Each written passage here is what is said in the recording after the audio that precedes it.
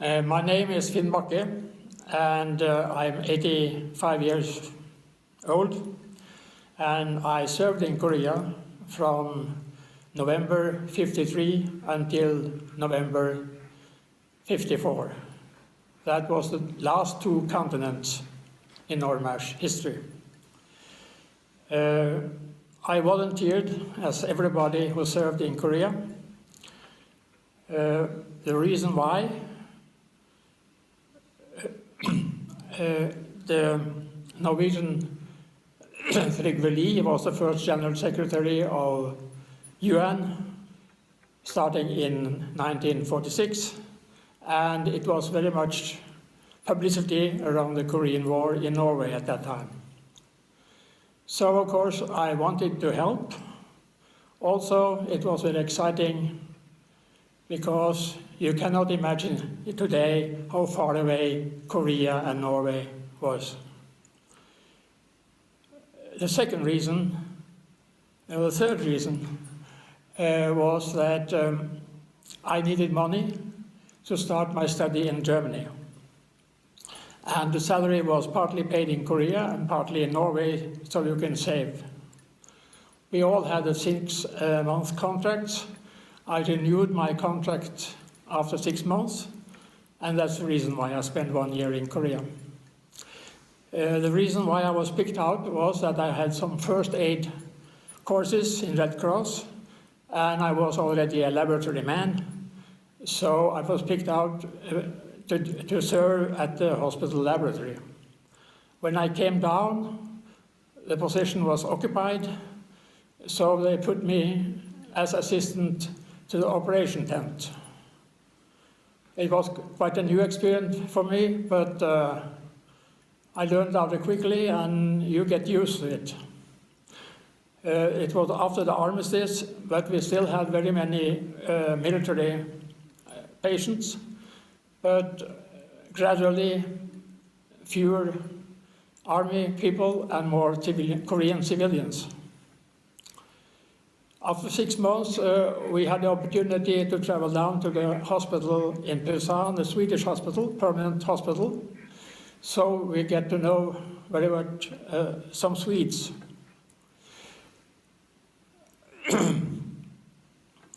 We had also very good relations with the Koreans in the camp. We were close friends. I have a theory in that respect.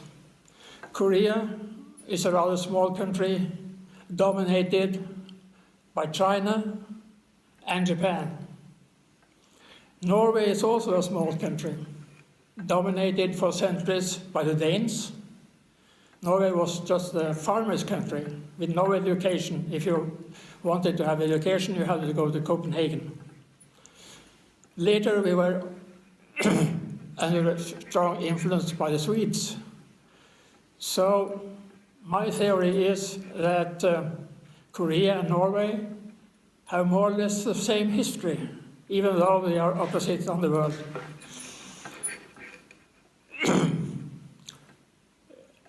In April 54,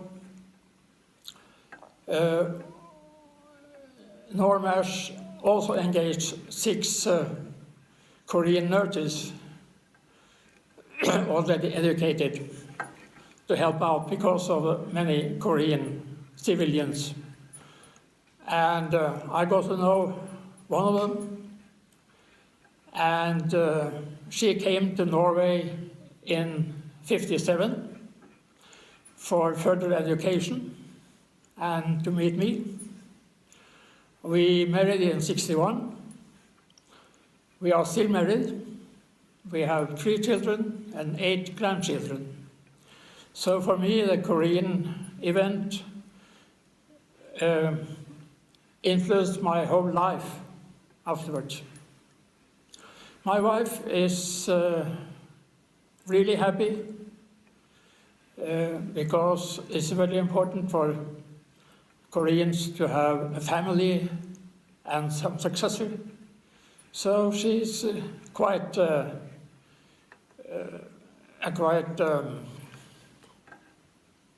satisfied with her life also. to see her picture. I would love to see her picture. I'm not here. Oh, wow, fascinating. You went back to Korea, you said, revisit, right? Yes. How many times? Yes, I think at least after 30 years after the armistice, Koreans started the revisit tours. And I have been in Korea twice, in '83, also after 30 years, and in 2010.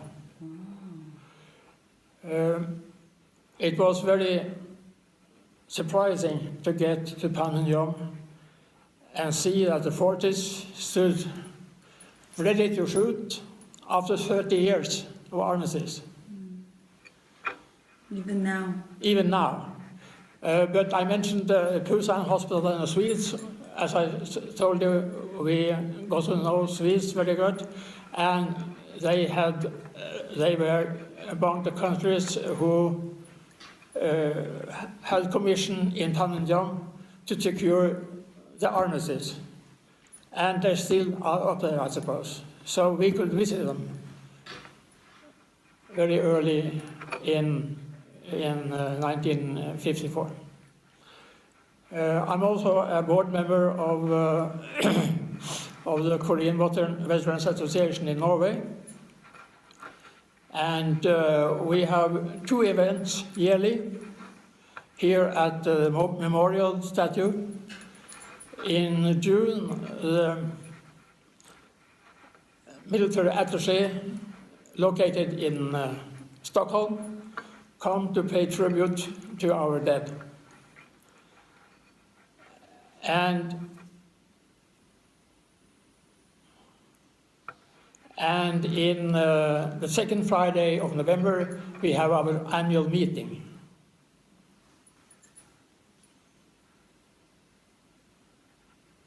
Don't touch your with your hands. Don't Sorry. Okay. Say that again about your association reunions. About your reunions. Say it again. You have 2. Yeah. Okay. Aside from the okay.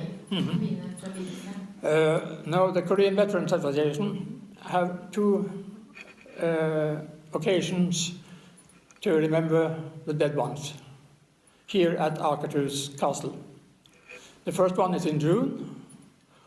The military attaché for Sweden and Norway, located in Stockholm, he comes to pay tribute.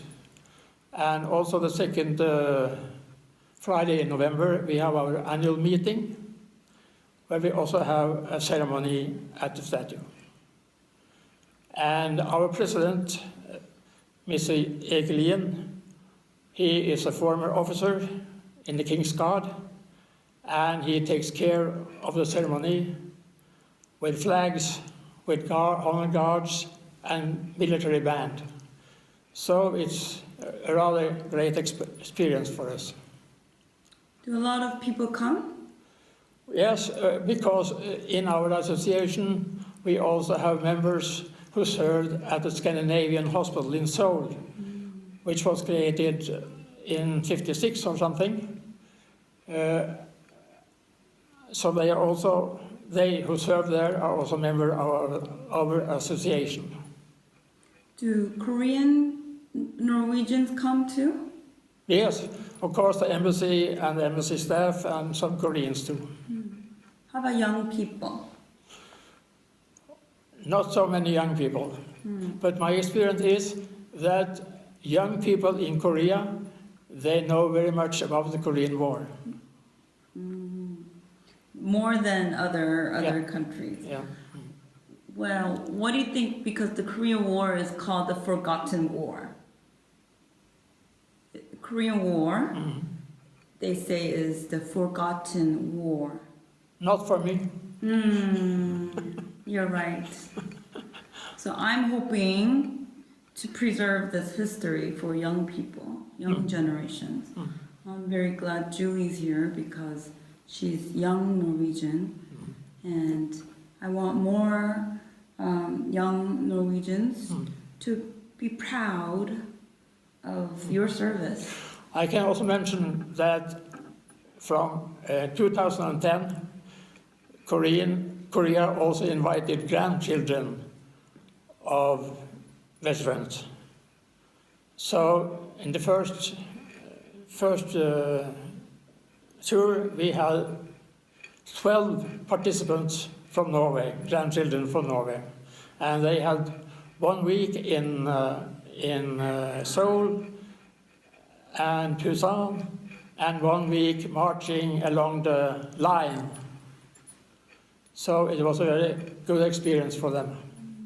Did your grandchildren go? Yes, I had 1 grandchildren. Actually, I had 2 grandchildren now.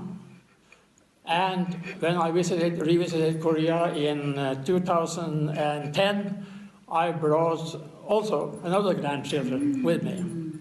And the same did Arvid. He had also grandchildren, and also Lucy, who you meet on Saturday, she had grandchildren. What did they think?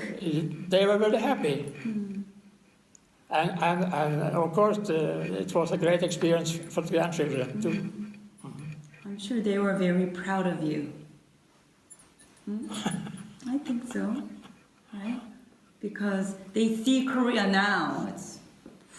Right? What do you think of Korea now? No, as Arvid said, the front line passed 4 times through Seoul, so it's nothing left when we arrived. So it's amazing how the Koreans can manage. They are very clever and very workful. They work very hard. Yeah, we do work hard. And we're very grateful people. We're very, very thankful. Yeah. We don't forget. No, and of course, if you look to North Korea, you understand why you are grateful. Yes. I say that I am very, very fortunate and blessed that I was not born in North Korea, you know? So I hope that, you know, you went and you defended South Korea's freedom, right? I hope that the war will end soon and Korea would finally have peace and reunification so that North Koreans can also enjoy freedom. Do you think that's possible? Doesn't look that way. And of course, Germany was divided in the same way, but it ended. But you can still see the difference between West Germany and East Germany, even in Berlin. So it's not easy to combine West Germany and East Germany. Still some problems. And I suppose in Korea it must be even more problems. But of course I wish you good luck. Yeah, I hope so too. Anything you would like to say to maybe young people all around the world about war, peace, about your experience in Korea? No, I don't think so. No? Okay, well, thank you so much for your time. Okay.